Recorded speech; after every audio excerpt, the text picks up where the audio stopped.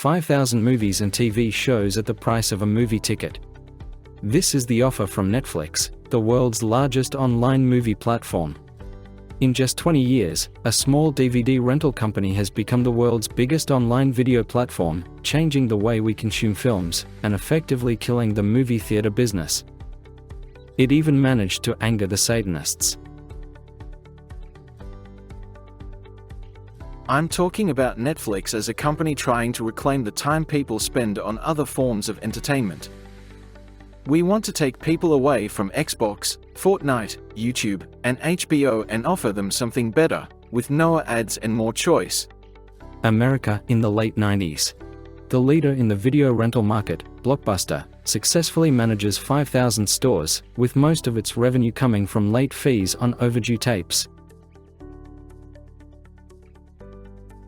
Blockbuster was a company that saw the entire country as its market and fought for it with incredible speed and aggression. The business model was highly predictable, so making a mistake was almost impossible.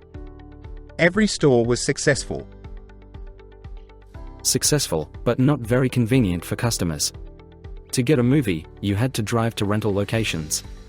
If you didn't return the tape on time, you'd pay a $40 fine. Businessmen from California, Reed Hastings and Mark Randolph, decided to simplify the process and founded Netflix, an online movie rental company. The idea was simple. Choose a movie on the website, pay $6 a week, $4 for the rental and $2 for shipping, and you get an envelope with your order by mail. Return the disc and you can order the next one. Yes, the disc. Moving away from expensive and short-lived VHS tapes allowed Netflix to save significantly. The discs were much smaller than VHS tapes and more reliable, as tapes could be easily damaged. Plus, for our business, this was a chance to pay $20 for a movie instead of $40. On April 14, 1998, the first 900 Netflix discs were sent out across America. To attract an audience, the company developed a computer algorithm called CineMatch. And the audience received a special selection of film recommendations. Our system analyzes what you're watching, how long you watch it, how quickly you skip through episodes, and whether you re-watch anything more than once. All of this data is taken into account. And the system didn't fail. More than half of users rented the films that were recommended to them. In 2016, Netflix even held a competition, offering $1 million to anyone who could improve the algorithm by 10%. It took 2 years for a team from Belkia's Pragmatic Cause to achieve this. We invested a lot in the algorithms to make sure the right content reached the right people, so it would be easy and enjoyable to find. People rated Schindler's List 5 stars, while Adam Sandler films got a 3. But in reality, when you look at their viewing history, almost everything they watch are Adam Sandler films. We evaluate the product from the perspective of our elevated self. And it turns out, it's much better to please people by focusing on their actual choices and preferences. Let's go back to the late 90s. Netflix was broadening its content to include movies and popular videos. For example, Bill Clinton's testimony in the Lewinsky case. In the first week alone, they rented out more than 10,000 copies. But the company managed to get caught up in a scandal. Several hundred people, instead of the story about the blue dress, received discs with Chinese pornography. We told customers to send the discs back. No one did. In 2005, Netflix's audience had already surpassed 4 million. The company was sending out 1 million discs every day. By then, they had abandoned the one-time payment model and started offering monthly subscriptions for their service. We wondered when we'd be able to switch to a cheaper digital distribution network. In 2007, that network became the Internet. The Internet, and therefore streaming. Netflix was only able to start selling online content in the mid-2000s. That was when internet speeds across America began to increase. So in 2007, by which time the total number of discs ordered from Netflix had reached 1 billion, users could watch movies for just $1 an hour on any convenient device. Video streaming brought the company real success. That same year, the company significantly increased its total revenue, bringing it to $1.2 billion, which represents a substantial rise compared to the 2006 figure of $997 million. We had an advantage. We started with DVD discs, and we knew it would be temporary. Of course, no one expected to be sending discs for 100 years. And that's when the paranoia about what would come next started. It's part of the entrepreneurial spirit, to truly think about what comes next. The success was hindered by a small library, so a year later, the company signed contracts with Starz Entertainment and gained access to over 2,000 movies. Over the next 3 years, they began working with film studios like Paramount Pictures, Metro-Goldwyn-Mayer, Lionsgate, Disney, and many others. But despite the growing popularity of the service and the expanding media library, the problem remained unchanged. The content didn't belong to the company. In 2011, Netflix started producing its own series, and 2 years later, House of Cards premiered, a political drama by David Fincher starring Kevin Spacey. The latter's career ended in 2017 after allegations of harassment and sexual misconduct. As a result, Netflix had to terminate its contract with the Oscar-winning actor. The final season was released without him. Look at the bigger picture. This is how you eat an elephant, one piece at a time.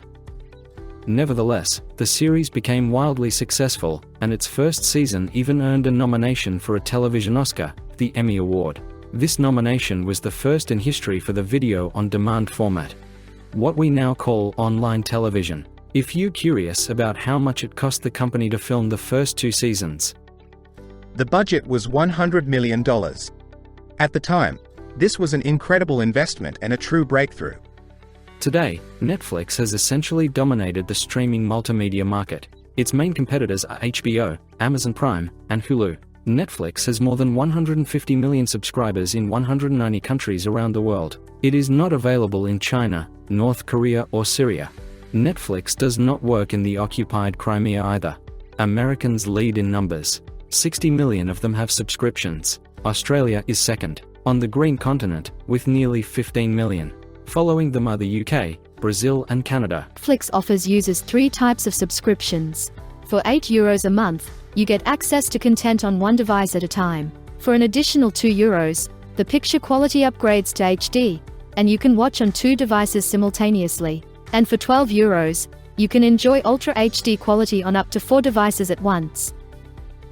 Do you know the key difference between Netflix and other streaming services? Entire seasons of shows are released in a single day.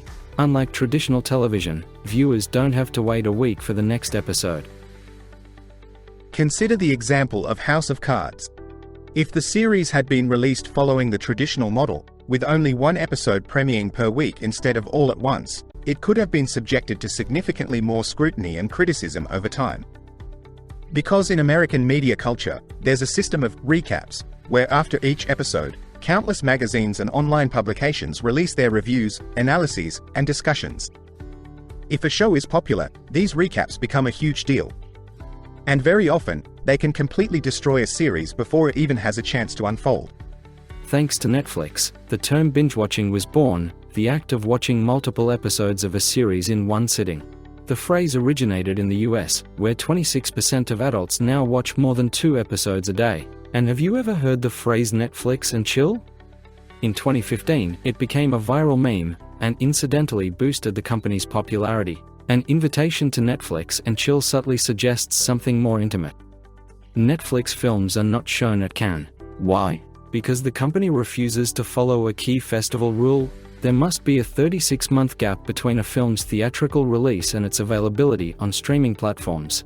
As a result, neither last year nor this year did Netflix's original content make it to the festival. In fact, a number of filmmakers have spoken out against the company.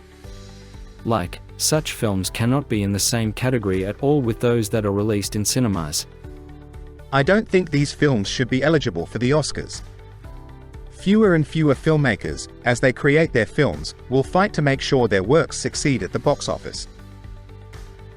Instead, they are choosing to work with streaming services, which release films in theaters for just a week, only to qualify for awards. To be honest, everything made for online platforms should simply be called TV movies. America, however, is more lenient. In January 2019, Netflix films received 15 Oscar nominations. Among them was Roma, directed by Alfonso Cuarón, which was nominated for Best Picture, and The Ballad of Buster Scruggs by the Coen brothers. But Netflix failed to take home the top awards. The company is often accused of being a threat to the film industry.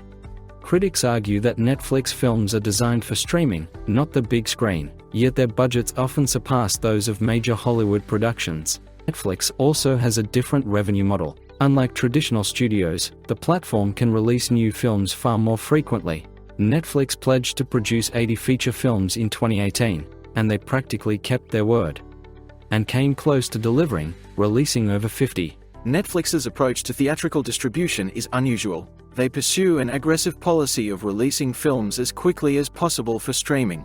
This is not a sustainable model for theatrical releases. They don't even try to play by the rules, and in my opinion, they are missing out on huge opportunities.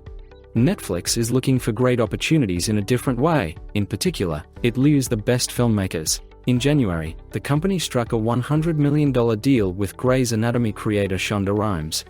It also spends massive amounts on advertising. The promotional campaign for the previously mentioned film, Roma? It cost them $30 million. By comparison, most studios spend half as much to promote their Best Picture nominees. The key difference? Streaming services aren't chasing fans, they're chasing subscribers. It doesn't matter whether you watch one episode or 50, your subscription fee stays the same, and Netflix still gets its money. We operate based on a subscription model, which means we don't need to track viewing statistics. Our goal is brand dominance, to make more people want to subscribe. And between episodes of a series, you won't see any ads, because there are none on the platform itself. Netflix has always adhered to this policy, and this is no coincidence. According to a survey, around 25% of users stated that they would cancel their subscription if ads were introduced on Netflix. In 2018, Netflix even found itself in a legal battle with Satanists. The leaders of the American Satanic Temple sued the company for $50 million. The series Chilling Adventures of Sabrina, which featured a replica of the Baphomet statue created by the temple.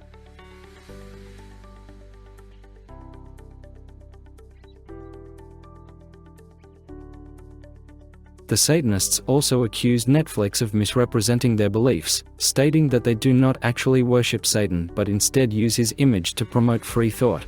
The dispute was eventually settled, the lawsuit was withdrawn, and the Satanic Temple received a credit in the show's closing titles. This was yet another example of Netflix's ability to engage audiences. The first ever interactive episode of Black Mirror. Released in late 2018, Bandersnatch won an Emmy for Outstanding Television Movie. In this episode, viewers could make decisions for the main character, shaping the plot and altering the ending, an innovation that took streaming entertainment to a whole new level.